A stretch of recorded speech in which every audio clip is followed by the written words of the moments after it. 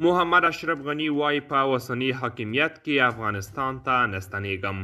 پخوانی ولسمشر محمد اشرف غني وایي په اوسني وضعیت کې به افغانستان ته ستون نشي. ښاغلي اشرف غني له PBS شبکې سره په مرکه کې زیاتوي نه یوازې دا چې له افغانستانه یې هېڅ پیسې نه دي وړي بلکې په دې هېواد کې یې شخصي شتمنۍ هم لوټ شوې ده.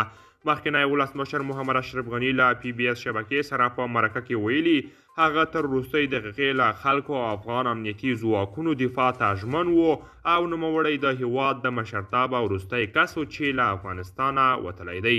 مخکینی ولسمشر محمد اشرف غني ویلي زه به د طالبانو تر واکمنۍ لاندې هېواد ته ستون نشم خو خوښ به وم چې د یو افغان په توګه داسې افغانستان ته ستون شم چې هر افغان ته ارزښت ورکول شي داسې ځای ته چې افغان ښځې ځوانان او بېوزله افغانان پکې ونډه ولري او بالاخره موږ داسې یو ثبات ته ورسیږو چې تر اوسه موږ ته نه دي راکړل شوي.